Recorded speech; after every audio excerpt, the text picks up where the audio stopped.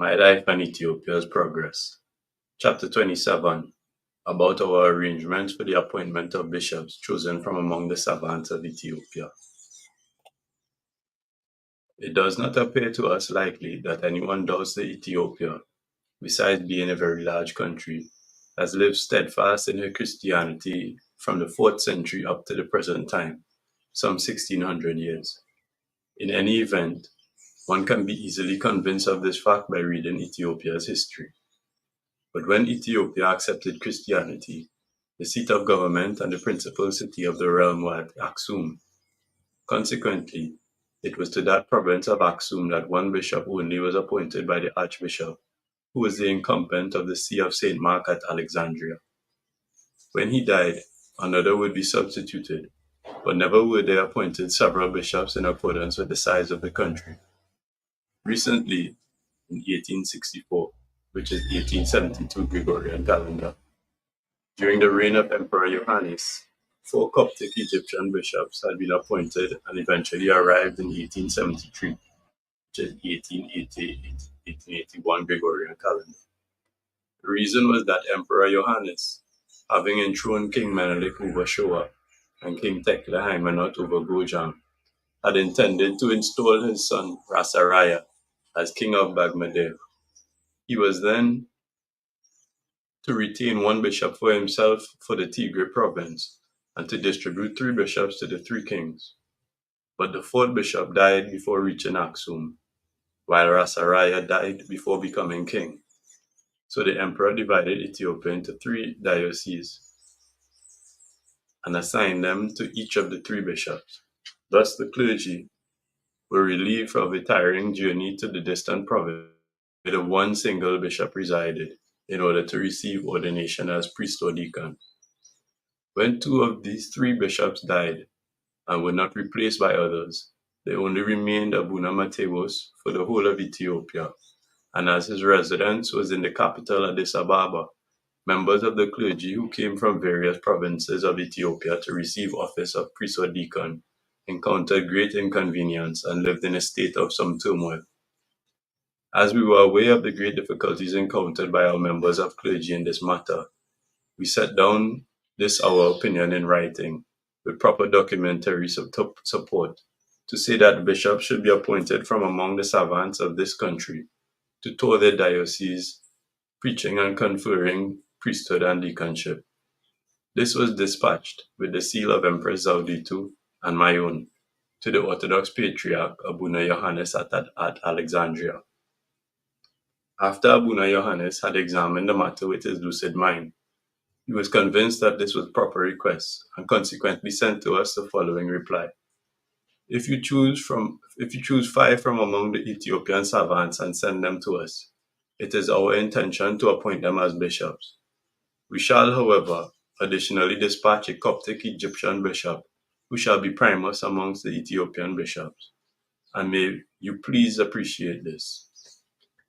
When we informed the princes, nobles, doctors, and savants of this, the majority received the matter with joy, but some members of the clergy, although unable to oppose our view openly, did not stop trying. This was not because they had investigated the matter thoroughly and understood it, but it arose from their subjugation to custom. However, in the course of time, we succeeded in convincing them that it would confer great honor upon the Church of Ethiopia if the proposal was carried out. They therefore informed us that they had changed their previous views and assured us of the acceptance of our plan. Subsequently, Mamher Desta, Mamher Haile Miriam, Mamher Walda Kidan, and Mamher Haile Mikhael were selected, and we arranged for them to go to Egypt in the month of Genbot 1921, which is May-June 1929 Gregorian calendar. Meanwhile, the Patriarch Abuna Yohannes was waiting, having selected Abuna Kyrillos from among the monks of the monastery of Asketis, whom he was sending as head of the Ethiopian bishops, and as soon as the Ethiopian savants reached Cairo, he immediately and without delay appointed the 5 of them together as bishops. On the 25th of Genbot, which is the 2nd of June in the Gregorian calendar, he, the Patriarch, assigned to them the following names: Mamher Dasta to be Abuna Abraham, Mamher Haile Miriam to be Abuna Petru, Mamher Walda Kidan to be Abuna Yishak, Mamher Haile Mikael to be Abuna Mikael. Abuna Petrus was the bishop who died in martyrdom at the hands of the Italians when he was captured in Haile in 1928, which is July 1936 in the Gregorian calendar, preaching about Ethiopia's freedom. Abuna Mikael was battered to a martyr's death at the hands of the enemy in the town of Gori. After the bishops had been appointed to their episcopal office, they returned to Ethiopia together with the Archbishop Abuna Kyrillos.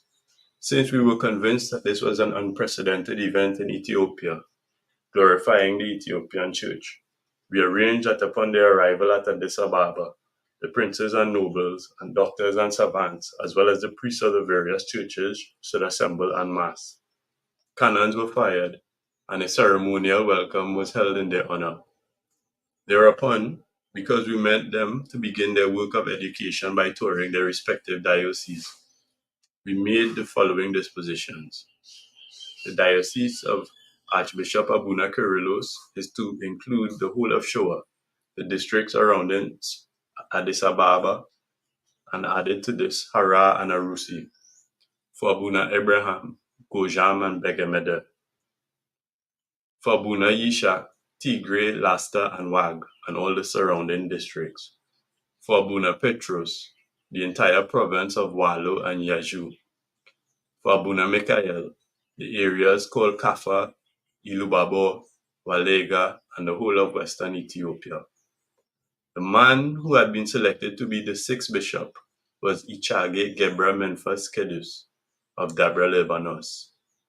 But as he had been permanently inconvenient for him to travel to Egypt with the savants, it was his good fortune that later on, in Tassas 1922, which is December, January 1929, 1930, in the Gregorian calendar, the Patriarch Abuna Johannes came to Addis Ababa to visit his children in the faith, and immediately bestowed the rank of bishop upon Ichage Gebra Menfas Kedus, and named him Abuna Sawiros.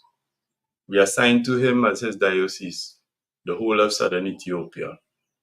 It is wonderful that at this time God in his charity wrought two great works of fortune for the Ethiopian Church. The first, the appointment of men chosen from Ethiopia's own savants to the office of bishop, something that had never happened in some 1600 years from the time Ethiopia accepted Christianity in the 4th century up to the present. And the second, the journey to Addis Ababa of the Patriarch Abuna Johannes, his celebrating Mass in an Ethiopian church, and his blessing of the people, while at the same time appointing the Ichage of the to the dignity of a bishop.